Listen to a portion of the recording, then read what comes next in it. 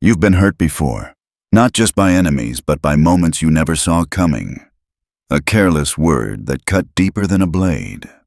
A betrayal wrapped in a smile. The quiet realization that your own openness became the doorway through which others walked in and took what they wanted. If that recognition stings, good. Let it. Because this is where the old story ends. Not because the world suddenly became gentle, but because you are about to become deliberate. Most people move through life believing safety is a moral reward. Be kind, be honest, be vulnerable, and the world will respond in kind. That belief feels comforting, almost sacred. And that is exactly why it is dangerous. The world is not governed by fairness or intention. It is governed by leverage. By who can act, who can withhold, and who can endure pressure without breaking. Emotional safety is not granted to those who deserve it. It is claimed by those who understand power. Think about the times you trusted too quickly. You assumed goodwill where calculation lived. You mistook politeness for loyalty, warmth for restraint. You were taught that openness builds connection, that showing your heart invites care. In reality, openness without awareness is exposure. It tells the wrong people exactly where to aim. Kindness without strength is not virtue. It is bait. It attracts not respect, but appetite.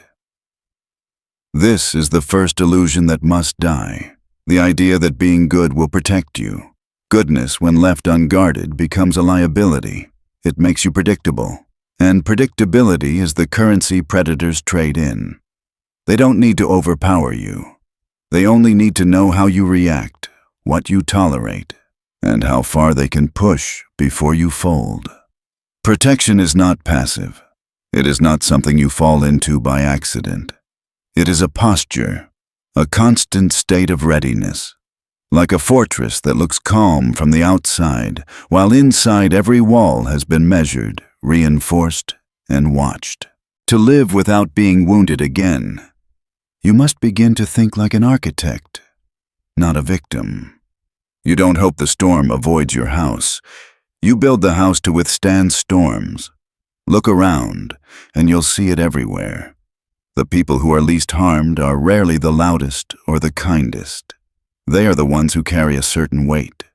Their presence alone sets boundaries before words ever do. They don't rush to explain themselves. They don't bleed emotion in public. They move with a controlled economy of energy. And because of that, others calculate before they act around them. This is not about becoming cruel. Cruelty is noisy, reactive, and ultimately weak. This is about becoming dangerous in a disciplined way. Dangerous not because you seek conflict, but because conflict with you is costly. When harm carries consequences, it becomes rare. When betrayal is expensive, it becomes unthinkable. You must accept something uncomfortable. Peace is not the default state of life. Conflict is. Competition is. Every environment you enter is shaped by unspoken games of status, influence, and advantage. Most people play them unconsciously, tripping over their own impulses. A few play them with intention. Those few are rarely surprised. They read the room before speaking. They hear what is behind the words, not just the words themselves. Notice how power really moves. It doesn't announce itself. It signals. A pause before a response. A refusal to chase approval. A silence that forces others to fill the gap with their own anxiety. Power listens more than it talks. And when it acts, it does so with precision. To reach that state, you must dismantle another myth. That weakness is noble.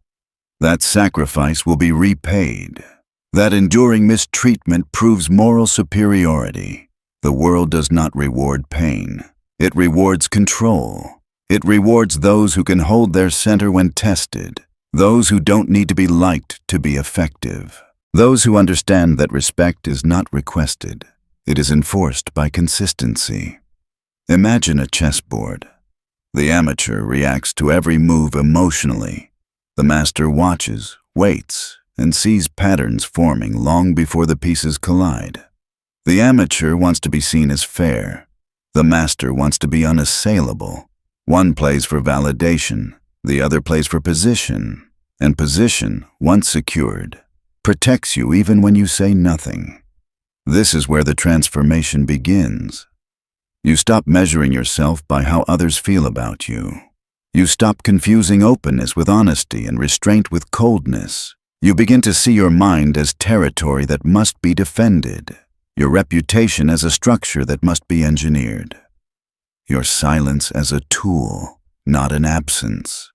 Nothing and nobody will ever hurt you again, not because you've numbed yourself, but because you've sharpened yourself, because you've learned that the safest man in the room is not the most harmless, but the one whose limits are clear and whose response is never impulsive. From here forward, you don't move hoping for mercy. You move with awareness. You don't give access by default. You don't explain to be understood. You observe, you choose, you act. Like a mountain that doesn't argue with the wind, you stand. And in that stillness, something shifts. The world feels different, not softer but quieter. And for the first time, you are not bracing for the next wound. You are prepared for it. Once you accept that safety is constructed, not granted, your entire way of seeing people begins to change. You stop asking who seems kind and start asking who benefits. You stop listening only to what is said and begin to notice what is avoided, what is delayed, what is strategically softened. This is not paranoia. It is literacy in a language most people never learn to read. Every smile carries intent, not always malicious, but always directional. Compliments are not neutral. Invitations are not random. Even generosity can be a probe, a way to test how easily you can be accessed, influenced, indebted. When you understand this, you stop reacting emotionally and start responding structurally. You don't get offended, you get informed. The people who hurt you most were rarely strangers. They were close enough to study you. They knew your patterns, your values, your soft spots. They knew what you tolerated in the name of harmony. That proximity is what made the damage possible, which is why protection begins not with walls, but with distance, psychological distance. You can be present without being porous. You can listen without absorbing. You can engage without surrendering leverage. This is where many misunderstand power. They think it requires aggression. It doesn't. Aggression is often compensation for a lack of control. True power is calm. It is the ability to pause while others rush, to remain silent while others over-explain, to let people reveal themselves while you conserve your position. The disciplined man doesn't need to assert dominance. He creates conditions where dominance is assumed. Consider how silence works when it is intentional. When you don't immediately respond, people begin to narrate the silence for you. They wonder, they project, they fill the gap with their own fears or expectations. That is not weakness. That is gravity. Noise chases attention. Stillness attracts it. This is why the most protected individuals are often the least reactive. They do not argue to defend their dignity. They don't negotiate their boundaries in public. They don't rush to correct every misunderstanding. They understand that every reaction teaches others how to treat them. So they are selective, deliberate, sparse.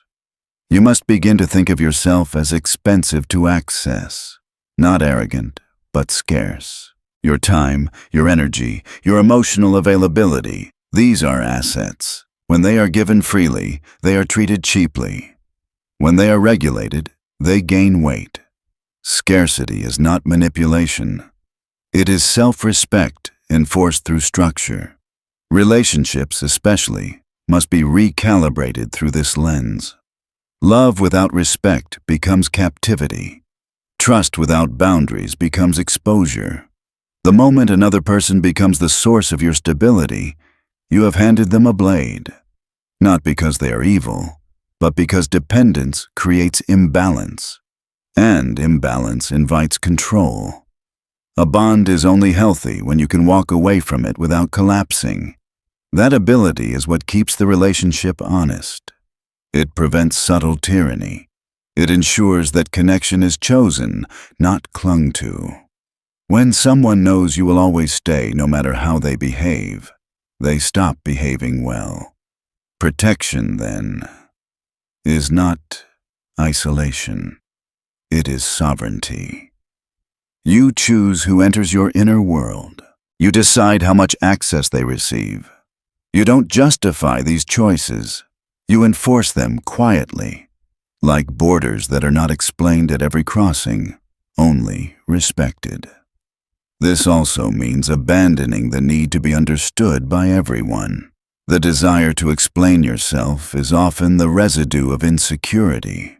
You want to be seen as good, fair, reasonable, but explanation is a form of leakage. It gives others information they did not earn. The more you explain, the more angles you expose. Power speaks in outcomes, not excuses. When you act with consistency, your reputation begins to speak for you. People adjust their behavior without you saying a word. They calculate differently. They hesitate. And that hesitation is your shield. You must also confront another illusion, that forgiveness without consequence is strength. It is not. What you tolerate once, you teach others, is permissible. Mercy that is not paired with correction becomes permission. And permission invites repetition. This does not mean vengeance. It means memory. It means pattern recognition followed by decisive adjustment. When someone crosses you through disrespect, sabotage, or manipulation, you do not argue. You do not warn. You remove access. You alter the structure. You make it clear, through action, that the cost of crossing you outweighs any potential gain. This is not cruelty. It is hygiene. You do not negotiate with infections. You excise them. There is a moment when people realize you are no longer available for testing. That moment is subtle. Conversations change tone. Jokes stop landing. Invitations become cautious. You haven't become feared by everyone, only by those capable of harm. And that is enough. From this position, something remarkable happens. You feel lighter, not because life is easier, but because you are no longer leaking energy into every minor conflict or emotional demand. You are no longer governed by the moods and opinions of others. You have reclaimed authorship over your own responses. This is the second layer of invulnerability, not the absence of threats, but the mastery of response. You no longer ask, "Why did this happen to me?" You ask, "What does this reveal, and how do I reposition?" You stop living inside events and start standing above them. And once you see the board from above, very little can truly touch you. At a certain point, protection stops being about other people and starts being about your own inner architecture. You can manage environments, filter relationships, and control exposure. But if your mind remains undisciplined, every external defense will eventually fail. The deepest wounds are not inflicted by enemies. They are reopened by your own reactions. Most people believe their thoughts are private and therefore harmless. They are wrong. Thoughts shape posture. Posture shapes behavior. Behavior broadcasts signals long before words ever do. If your inner world is chaotic, fearful, or approval-hungry, it leaks. Others sense it, and what can be sensed can be exploited. This is why the true fortress is internal. It is built from self-command, not stone. You become untouchable not when no one can reach you, but when reaching you changes nothing. When praise doesn't inflate you, when criticism doesn't destabilize you, when loss doesn't hollow you out. That state is not numbness.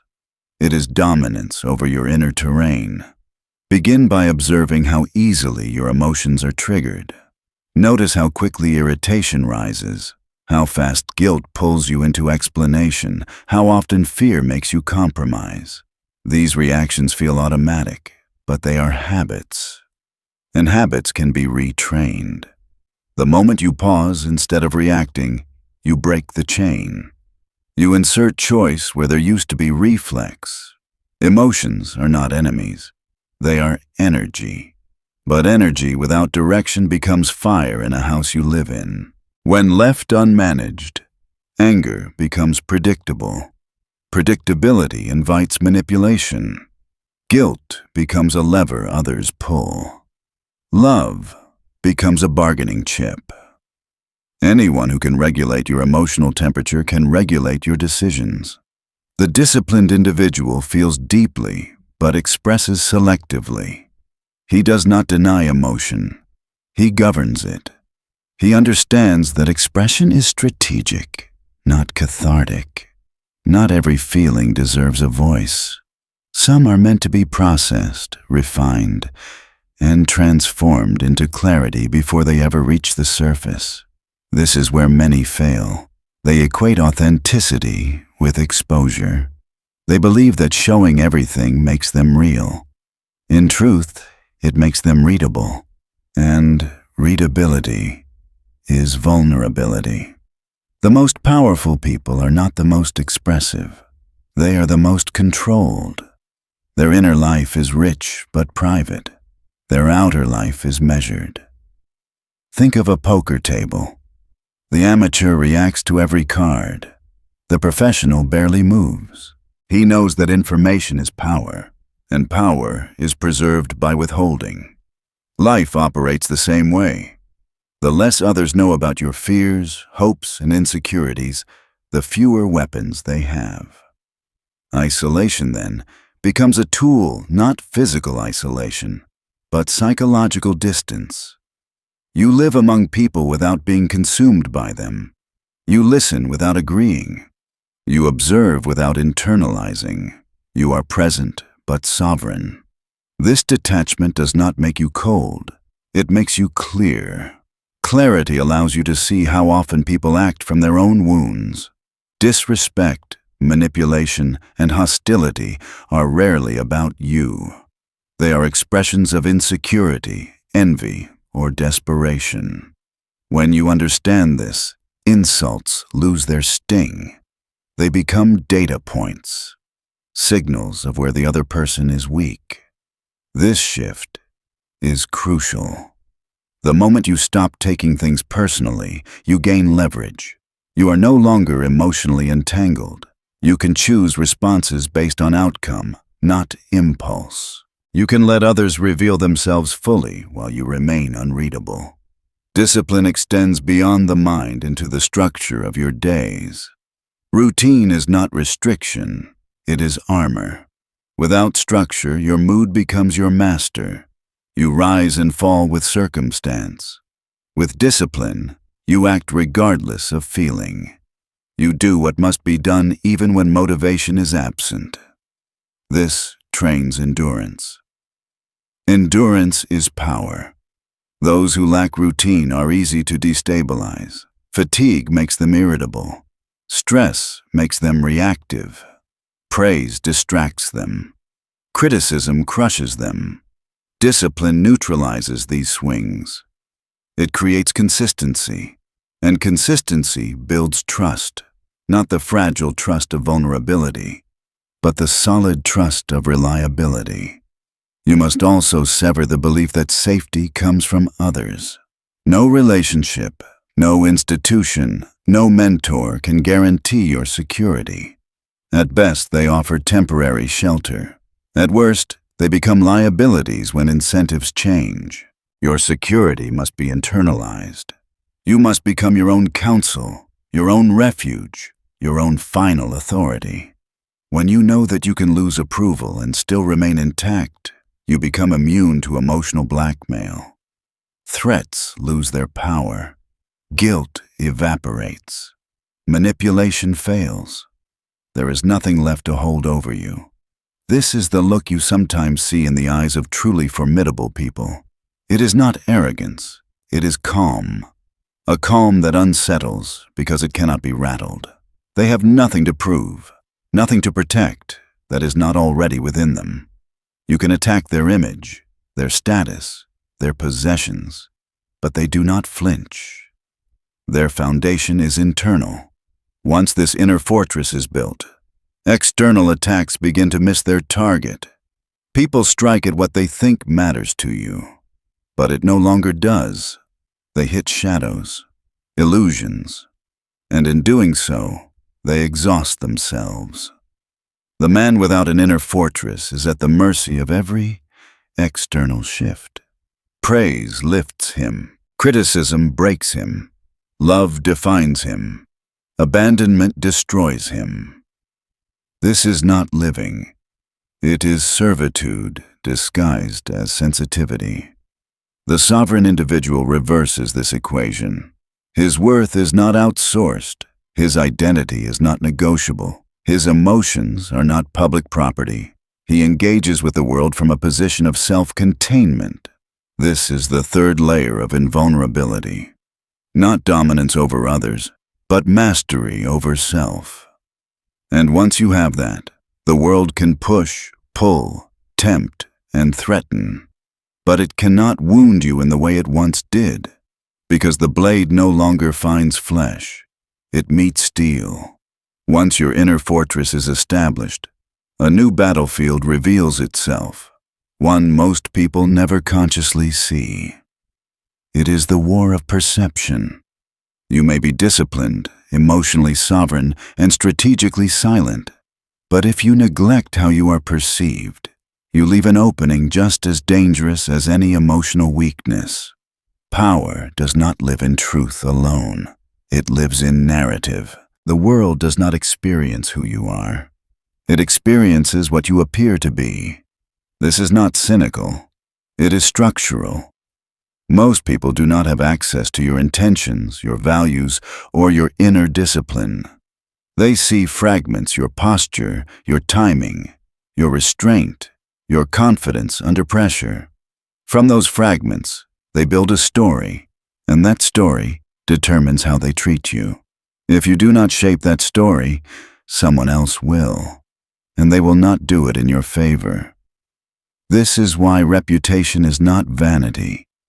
It is armor. Once your image is damaged, repairing it is exponentially harder than building it correctly from the beginning. A stain on perception spreads faster than truth ever could. People assume it was always there. They rarely question the source. They simply adjust their behavior around the shadow. The mistake most people make is trying to correct perception with explanation. They defend, they clarify, they over-communicate, and in doing so, they validate the accusation by treating it as worthy of response. Power does not argue with rumors. It renders them irrelevant by standing above them. This requires restraint. Strategic restraint. You must learn when to speak and when silence does more work. Every public word must serve a function. Expression is not the goal. Influence is. When you speak, it should feel deliberate, weighted, inevitable. When you remain silent, it should feel intentional, not absent. Ambiguity becomes a shield here. Not confusion, but controlled opacity. When people cannot fully read you, they fill the gaps with their own assumptions. Often, those assumptions are more intimidating than anything you could openly project. Mystery invites caution. Predictability invites testing. Those who rush to be transparent often do so to be liked. But likability is fragile. It ties your image to the mood of the crowd, and the crowd is volatile.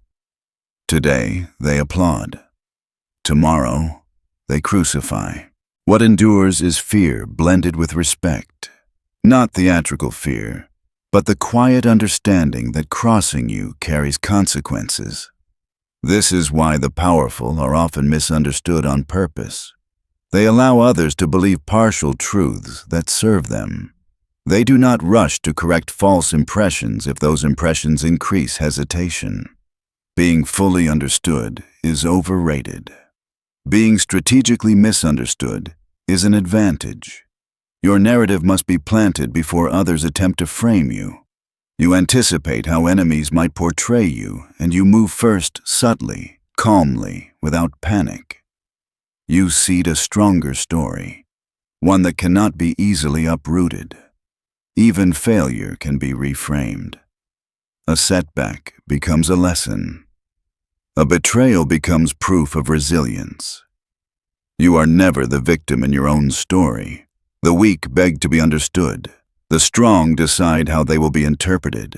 This does not mean lying about who you are. It means selecting which truths are useful to reveal. Truth without strategy is exposure. Strategy without truth is hollow. Power lives in the alignment of the two. You must also recognize that not all threats come from open enemies. Sometimes allies damage you through carelessness. They speak too much, defend too loudly, reveal things better left unsaid. Control must extend even there. Access to your inner world is not granted permanently. It is continuously evaluated. When you own your narrative, something shifts in how others behave. Attacks soften. Gossip loses traction. Challenges become indirect or disappear entirely. People begin to second-guess themselves around you, not because you are aggressive, but because you are composed. This is the paradox. The more calm and controlled you become, the more dangerous you are perceived to be. Emotional volatility is familiar. Discipline is unsettling. People know how to handle anger. They do not know how to handle silence backed by capability. You must also detach from the need for approval at the level of image. Wanting to be seen as fair, kind, or good is still a form of dependency. It gives the crowd leverage. Approval is a currency that fluctuates. The powerful do not beg for it. They manufacture it when useful and discard it when it becomes a liability. Most people shrink themselves to maintain likability. They soften opinions, dilute ambition, hide clarity behind politeness. This is not humility. It is fear of rejection dressed in virtue, and it enslaves more effectively than chains. Ask yourself a brutal question. If praise disappeared tomorrow, would you still act the same way? If the answer is no, you are still being controlled. When you no longer need applause, you become unreadable. No one can threaten to take away what you do not seek. Emotional blackmail stops working. Passive aggression loses its grip. Criticism becomes background noise. From this position, you operate above the emotional market of validation. You choose actions based on long-term positioning, not immediate reaction. You can endure being misunderstood in the short term because you are building something that lasts. This is the fourth layer of invulnerability, narrative dominance. You are not at the mercy of public opinion. You are shaping it quietly, indirectly, through consistency and restraint. And when perception begins to work for you rather than against you, you realize something profound. You are no longer defending yourself from harm. Harm has begun to avoid you, because the battlefield itself has changed. At the end of this path, something subtle but irreversible happens. You stop asking how to avoid being hurt, and you start asking how to become untouchable, not invisible, not hidden. untouchable in the minds of those who might consider testing you. This is the final shift, from defense to dominance of self. The deepest chains are not forged from force. They are psychological. The need to be accepted, the craving to be approved, the quiet fear of being disliked. As long as these drives operate inside you, you can be steered without resistance. A raised eyebrow can silence you. A threat of rejection can bend you. Approval, when desired, becomes a leash. To end harm permanently, you must become indifferent to how you are received. Not hostile, not dismissive. Indifferent. You act from alignment, not from applause. You speak because it serves the moment, not because you need to be heard. You walk away without explanation because you no longer require permission to protect your peace. This is where many hesitate. Because detachment feels like loss before it feels like freedom. The silence after you stop performing can be unsettling. The loneliness after you withdraw approval-seeking behavior can sting. But understand what that discomfort really is. It is withdrawal. You are detoxing from the addiction to validation. Ask yourself the question that defines this transformation.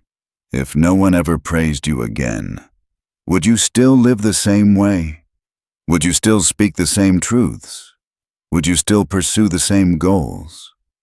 When the answer becomes yes, you cross a threshold. You are no longer governable by opinion. From that position, clarity sharpens. You make decisions others are too afraid to consider. You take risks they avoid because their identity is tied to consensus. You can endure misunderstanding because you are anchored internally. True power isolates before it elevates.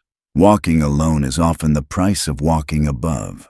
History confirms this pattern. The most influential figures were rarely universally loved. Many were feared, slandered, exiled, even destroyed. But their impact did not come from popularity. It came from focus, from the willingness to endure short-term discomfort for long-term sovereignty. They did not negotiate with the crowd. They outlasted it. What now protects you is not aggression, but self-command. Your mind is no longer an open house. Your emotions are no longer public instruments. Your presence is deliberate. Your absence is meaningful. You have built defenses not of stone, but of discipline. Outer defenses can be breached. Status can be challenged. Possessions can be taken.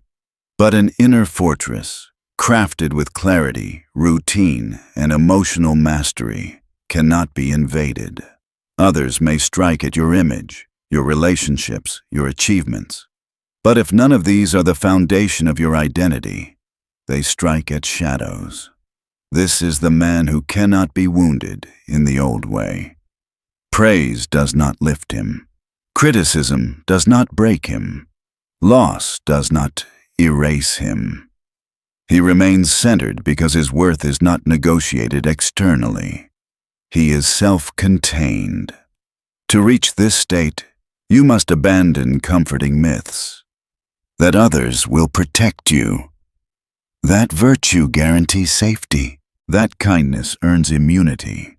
These beliefs keep people docile. The world does not reward purity. It rewards control. So do not ask for a world that cannot hurt you. That world does not exist. Create a self that cannot be wounded. A self that observes before reacting, chooses before speaking, withdraws before being drained, shapes perception without begging for it. Let others cling to illusions.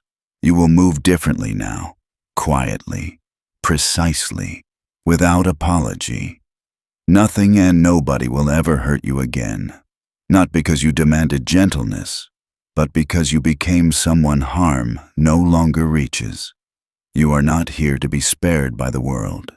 You are here to outgrow its ability to touch you. When you stop asking for safety and start building sovereignty, something irreversible occurs. You no longer brace for impact. You become the impact that never comes. From this moment forward, your power is quiet. It does not announce itself. It does not beg for understanding. It moves through discipline, through restraint, through the calm certainty of a mind that answers to no one but itself. Where others react, you observe. Where others explain, you decide. Where others seek approval, you withdraw and rise. This is not a rejection of humanity. It is mastery over it. You do not harden your heart. You fortify it. And in doing so, you step into a different game entirely. The world will not change, but you have. And that is why it can no longer wound you.